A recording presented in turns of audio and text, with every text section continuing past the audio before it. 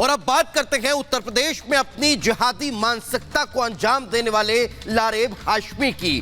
उस लारेब हाशमी को 14 दिनों की न्यायिक हिरासत में भेज दिया गया है, जिससे पूछताछ में कई और चौंकाने वाले खुलासे हो रहे हैं। तो आपको जानकारी दें कि कैसे बस कंडक्टर की गला रेत कर उस पर हमला किया गया था।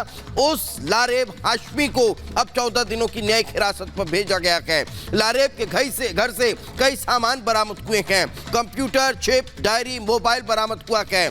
बैंक खातों को भी अब एटीएस और पुलिस खंगाल रही है, ताकि उसमें जो लेन देन है, जो पैसों का ट्रांजैक्शन है, उसके बारे में जानकारी जो है वो मिल सके। तो आपको ये जानकारी दे दें कि लारेब हाशमी पर अब शिकंजा जो है वो और ज्यादा कसता जा रहा है।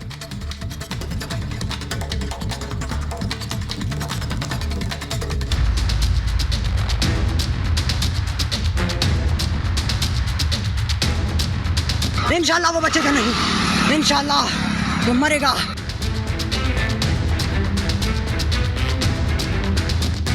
लारेब का बड़ा कबूलनामा, जिहादी सोच का कारनामा।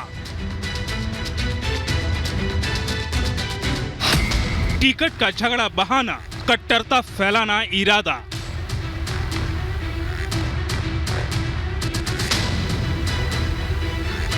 चापड़ वाला हाशमी अतीक का फैन। यूपी के प्रयागराज में बस कंडक्टर पर हमला करने वाला लारेब हाशमी की 14 दिन की जुडिशियल कस्टडी मंजूर हो गई है। इस बीच हाशमी ने पुलिस पूछताछ में जो खुलासे किए वो चौंकाने वाले हैं। आरोपी लारेब की किताबों की जांच पड़ताल में सामने आया कि वो पाकिस्तानी मौलाना की तकरीर सुनता था। साथ ही आपको बताते हैं कि अभी तक क्या क्या हुआ। आरोपी लारेब को 14 दिन की न्यायिक हिरासत। एटीएस ने लारेब के कमरे की तलाशी ली। लारेब के पास मिले अहम दस्तावेज जब्त। लारेब हाशमी के दोस्तों से पूछताछ। 8 रुपए से जुड़ा हुआ ये पूरा विवाद बताया जा रहा है और इस कड़ी में अभी इस समय पुलिस इस पूरे मामले में जो और डेटा कलेक्ट की है, पहले तक कहाँ सिर्फ एक मोबाइल और एक लैपटॉप कंप्यूटर की बात हो रही थी। अब इस मामले में पुलिस को चिप भी मिली है, कुछ डायरिया भी मिली है, कुछ धार्मिक कंटेंट और भी मिला है। उन सब चीजों की तफ्तीश पुलिस कर रही है। लारेब यूट्यूब पर तकरीर और जिहाद से जुड़े वीडियो भी देखा करता था। यही नहीं, लारेब हमास से जुड़े वीडियो भी देखा करता है। हमले के बाद लारेब ने जिस तरह से वीडियो बनाया और उसमें जो बातें कही, उससे साफ है कि लारेब पर धर्म के नाम पर उन्माद सवार था। प्रयागराज में लारेब के पिता का पोल्ट्री फार्म है। यहीं से उसने चापर से काटने की ट्रेनिंग ली। यहीं से उसने इतनी बेखौफ वारदात को अंजाम देने की पहली शिक्षा ली।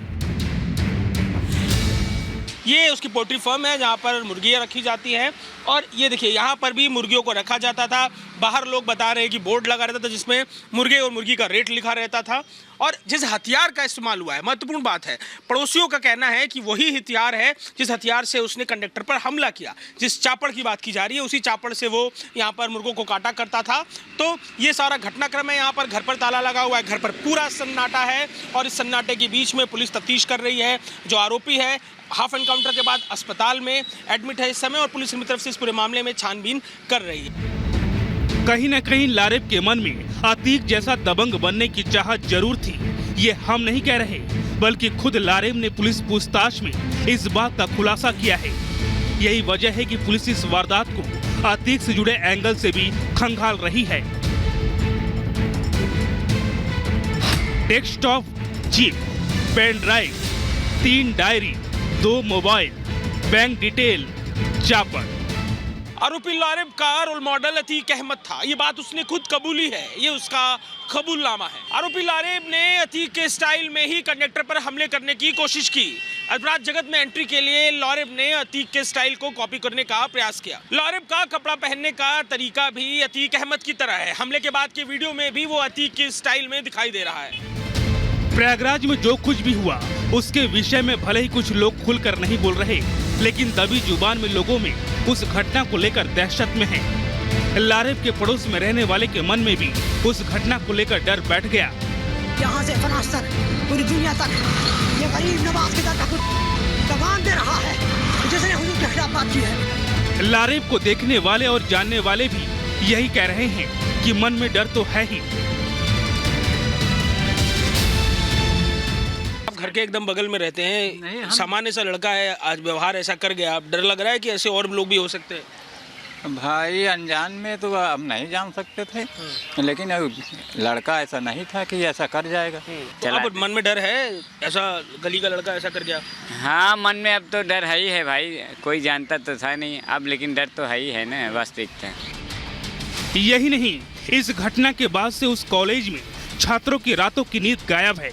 जब लारेब पढ़ा करता था, भले ही लारेब को कॉलेज से सस्पेंड कर दिया गया हो, बावजूद इसके वहां पढ़ रहे छात्रों में डर कायम है। छात्र अपनी सुरक्षा को लेकर चिंता में हैं। इस इलाके में जहां ये घटना घटी, ये कॉलेज कैंपस का आसपास का इलाका है, वो बच्चे जो अपने परिवार से दूर हॉस्टल्स में रहते हैं कह रहे थे मुझसे कि बेहद डर में है, किसी पे यकीन नहीं हो रहा, किसके बैग में क्या हो कुछ अंदाजा नहीं। बच्चे इकट्ठे होते होंगे, दुकानों पर आते जाते रहते होंगे, सुना आपने बात करते हुए बच्चे क्या बात कर रहे हैं? हाँ, बच्चे डर रहे हैं कि ये पहली बार ऐसा हुआ है, कल के हमारे साथ भी हो सकता है, इस टाइप की चर्चा हो रही है। जो कॉलेज के बच्चे थे वो इतने हैरान, हताश और डरे हुए थे कि जो परिवार से दूर है उनको एक दूसरे पे भरोसा नहीं। वो ये कह रहे हैं कि उनकी सुरक्षा की गारंटी क्या है। वहीं दूसरी तरफ अस्पताल में जिंदगी और मौत के बीच झूल रहे कंडक्टर हरिकेश विश्वकर्मा का परिवार दुख और डर के बीच रहने को मजबूर है। हरिकेश की पत्नी को सीएम योगी आदित्यनाथ से न्याय की उम्मीद है। उसका हाफ एनकाउंटर हुआ, उसके पैर पे गोली लगी है, क्या लग रहा है आपको कि यहाँ पर न्याय मिल रहा है? आपको लग रहा है? नहीं, हम चाहते हैं कि उसे इतनी आसान मौत नहीं दी जा सकती। जैसे उसने मेरे पति को मारा, उसको भी ऐसे मारना चाहिए, उसी चापड़ से जिससे वो मारा है, उसी से। मुख्यमंत्री से क्या मांग करेंगे?